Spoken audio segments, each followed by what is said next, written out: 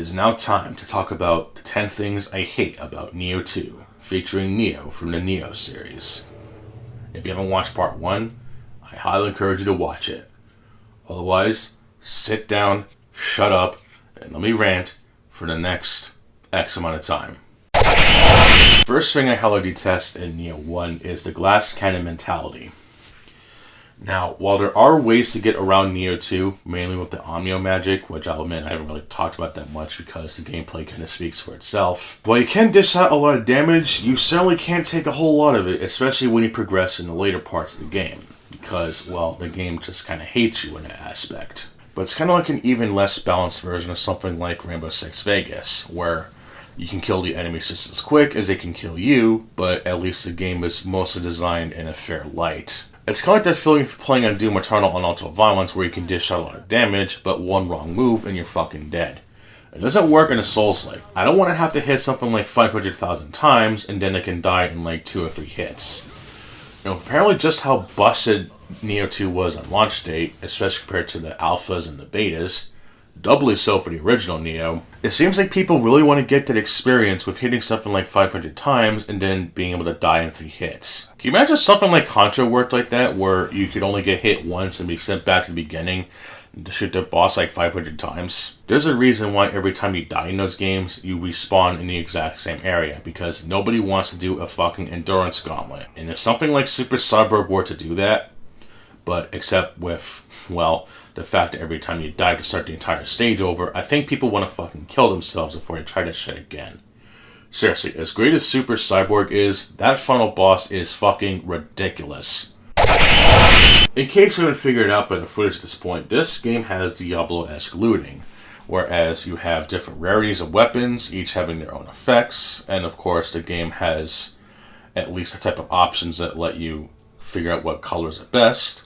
I particularly use the purple rarity as highest because until you beat the game, that is the highest rarity loot you can get. And that's kind of why I wanted to go back and play for the game a little bit more since I beat it, since I wanted to try and get the most out of my newly acquired green tier rarity loot.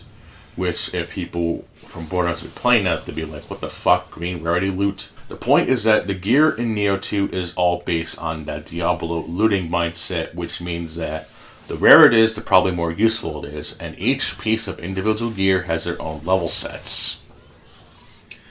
Whereas in something like Dark Souls, you find a piece of armor and equipment, and you should be fine as long as you upgrade it. This game takes the extreme by having Diablo tier looting. I'm not exactly a fan of that because it kind of encourages the type of ADHD mindset where you have to find that exact combination, lest you're not going to get very far. There is a piece of equipment that I found upon looking up, of course, because I want to find something that's actually useful, and at least one that's actually, well, easier to acquire than the other equipment I had previously put into place.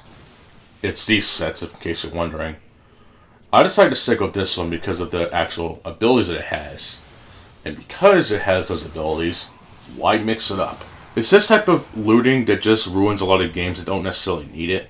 I guess it makes sense for Borderlands considering it has the advertisement of gazillions of guns and they at least actually do something useful, and that the game was actually designed around a level set. But this game is not designed around that. All my subjective bitching aside, there is one mechanic in this game that I just absolutely fucking detest. And it actually got me into an argument with someone because I mentioned it once while playing for the game initially. The key pulse. And yes, I had to look it up because the game's terminology sometimes confuses me.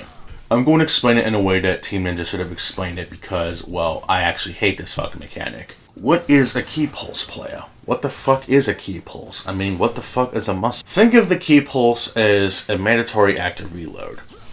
Now, as much as I can't stand Gears of War in all of its infinite boring wisdom because third-person, over-the-shoulder cover shooter with X Factor, with brown, gray, and realistic environments, and I don't care what year it came out, that shit was mad boring. And had the exact same problems as Halo 1 did back in 2001.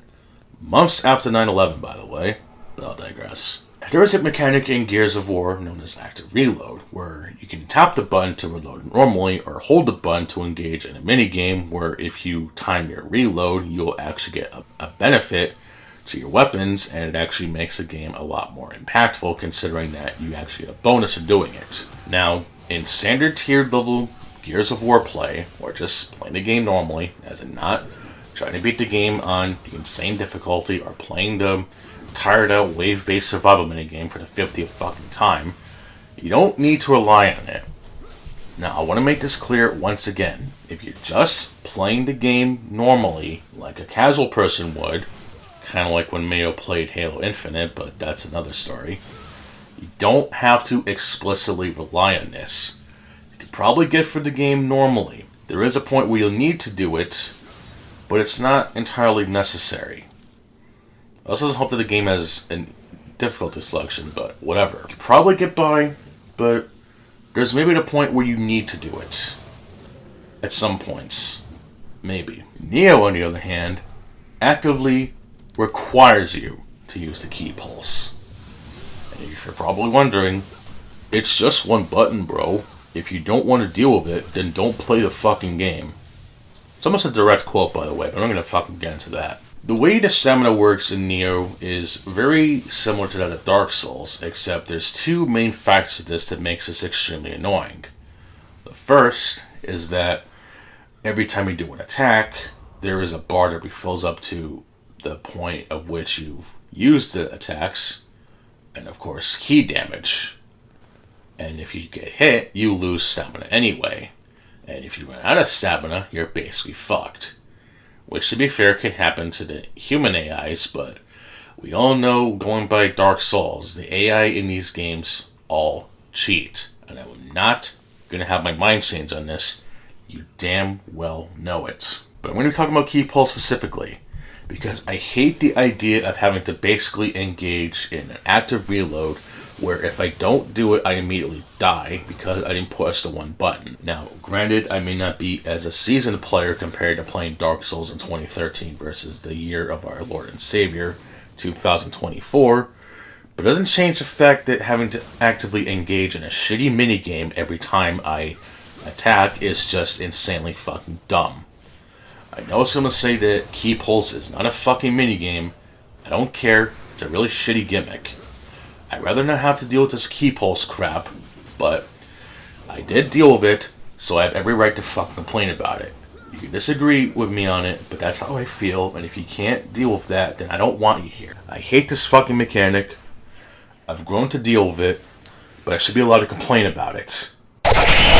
Democracy placed this fucker pretty high on his Nioh 2 boss rankings. There's a reason why this boss is so despised in the Nioh 2 community, and that is because for a boss like this to be put so early in the game is immensely dumb. As in, you barely have any good gear to fight this fucker, you have to deal with poison, and you don't have anywhere near enough tools to deal with this fucker. It's kind of like the Doom Eternal logic again, but I'm not going to get into that. The video highlight I uploaded speaks for itself, and the few tweets I did talking about this fucker, if I even did at all, I don't remember anymore because, well, he's more or less an afterthought. Just the fact that Team Ninja thought it was a good idea to put essentially a roadblock for a boss this annoying at this point in the game is just so shitty. But I will give Team Ninja credit. The ability you get from this fucker is actually one of the best in the game, because it essentially covers a lot of ground, and especially when you fight it again later, you can get an even better version of it. So, I guess it's both a blessing and a curse to have a boss like this, but this fucker is just a really shitty roadblock, as with Abyss Watchers in Dark Souls 3. Because, Jesus Christ. I notice a boss in Nioh 2 does have two forms, which I normally would be pissed off about, but it's the only boss in the game that does it, and it's not like you have plenty of tools to beat him at that point. In case you're wondering, Clay Bell of summoning the Scrampus, and just relying that my AI partner doesn't die. Fuck that fight, though, and especially fuck Yatsu no Kami. I don't know if this is the right term for it, but I'm going to try and explain it in a way that makes sense. There's not that many enemies in the game, to be honest. So how does Team Ninja up the ante in this? Each time you go up to a new level, or mission, whatever, The game basically has it so that the enemies just deal more damage, have more health, and all the other fun shit. Now, I did read up that when you go into New Game Plus, the enemies actually gain more attacks, and there's other things in the game that are changed to make the game a lot more interesting. Kind of like how they used to make their games as in actually being difficult, but also having a fun twist into it. And even with the New Game Plus, this game has kind of puts Dark Souls out of the park. And yes, even more out of the park than Dark Souls 2, because adding in a couple extra enemies isn't really good enough, but I'll digress. To make up for shitty design, as in making the enemies fight smarter, not harder, they just fucking scale depending on the mission you're on. You could be fighting a yokai that's basically really easy to deal with in the early game, but then you fight it again, just dealing more damage, but then when you go back to the same level with your powered character and stuff, it doesn't really do that much damage, which is just lazy design. But considering the nature of the game, I can't really complain that much. But what I can complain about is the thing in the game that most people probably aren't going to do. As much as the main missions are at least interesting because they kind of play like a Souls game, the side missions I can't really speak that much fondly of, even though I haven't finished them all at this point, but considering that I'm almost done with them, or at least the ones that matter, and no, I'm not touching the DLC or even the New Game Plus. Okay, maybe at least not the DLC yet, but considering that there are no trophies required in New Game Plus, fuck that noise. The side missions are fucking terrible. They're really short, they barely have any gameplay in them. The levels in there are extremely short. And yeah, I know you could say that, oh, well, that's because you're playing them with a post-game character. Of course it's going to be easy. The main point is that most of the side missions consist of either finding an item, fighting a boss, exploring a small area, maybe with one or two variables that make it interesting. The main thing I like about Dark Souls is the level design and exploration and other things that makes the games interesting besides having your teeth kicked in if you so much as sneeze the wrong way. Nioh 2 does scratch the itch with having levels that have good shortcuts and of course having those runbacks that don't necessarily waste your time. And to those who think that runbacks are the Dark Souls experience, you can go fuck yourself because that's just not even a good defense. The side missions, though, are basically mini levels that are made from, well, the assets in this game, which I'll talk about in a little bit. And the fact that the missions even have little arenas that encase you in combat arenas a la Doom Eternal. I'm happy to report that absolutely none of that gay shit happens in Nioh 2. I'm going to assume Nioh 1 is like this as well, but given that the game is an action, Western, Japanese role-playing game, it does make sense for them to be kind of shitty, but I'd still rather have something that's just as good as on all fronts than to have something that's literally an afterthought. The farming in this game is kind of insane. And while you could argue it's not as bad as vertebrate shackle farming in Dark Souls 3, one of the bosses in the game has you fighting against a giant boar-like creature with hatchets in a room that is insanely small that would give the Smelter Demon a run for its money.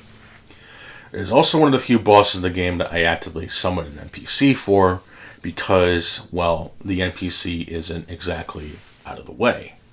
And while you can technically summon other players, I didn't bother because you didn't beat the game if you summoned, so get good and stop being a fucking pussy. There weren't that many bosses I summoned because, well, I can only maybe think of two at least, is the board dude and the second to last boss of the game, because that one actually had second phase.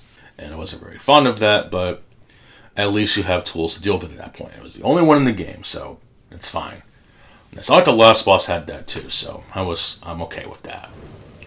But the rare item farming in this game goes a bit beyond just trying to get vertebra shackles, and that there are these things in the smithing texts, which basically, once you acquire them, you can construct your own version of it. The problem is that you have to fight the boss to get them, and some bosses can actually drop rare skills. And considering that one of the better skills in the game has you spinning your hatchets around like a crazy madman, I was able to get the smithing text on the first try. And the fact that this boss is absolutely insane, even if I were to be bothered to go back to it, even after being in post-game, is it really worth it? No. You know the thing that everyone hates in any game ever? Well, this game has it. I didn't bother with it for the most part because you can just kind of play the game normally and just acquire things normally and stuff, which is good. But of course, if you want to get the absolute best gear in the game, you do have to craft, which is always just nice. There's only 2 weapons I even really bother crafting, and that is the matchlock and the hand cannon that basically lets you speed up your animation so you can fire them even quicker. But other than that, it's just another crafting system in the game that just doesn't fucking need it. Cool your horses. I'm not going to say this game lazily reuses assets unlike in Elden Ring because there's actually an explanation of it. It's Team Ninja. But no. The main thing I don't like in this game is that the game reuses environments in ridiculous ways. Rather than the game being interconnected in its own little way, each mission is instanced. But whether you're going for the side missions or going through different years and time periods, it all just kind of starts to feel more or less the same. Which can get a little dull after a while, considering that there's a lot of great areas in the game, some of which have their own interesting little designs and stuff, but unfortunately, as you go through the game, you're going to start to notice very similar looking areas. And even when you're going through certain side missions, you have clearly made blockades you can't even go through, so you're just kind of stuck in the environment you're in. It's kind of like the Simpsons Hit and Run, where you have at least 3 different play areas, but each having their own little fun stuff splattered around like it's some really shitty porno. And even when someone tried to fully interconnect them together, it just looks like a fucking mess. A dedicated and wonderful arts and crafts of mess, but still a mess nonetheless. It is the Souls-like mentality that comes with Nioh 2 and with Team Ninja in general, just, well, having this mentality of that the Souls-likes are the only types of games that they can ever make. And it tires me ever so because Team Ninja used to make games that were actually quite difficult, and they actually had high octane action while still being just as difficult as these precious Souls games. And honestly, I'm really, really sick of it. It really tires me that the only games that people think are remotely hard these days are the Dark Souls games.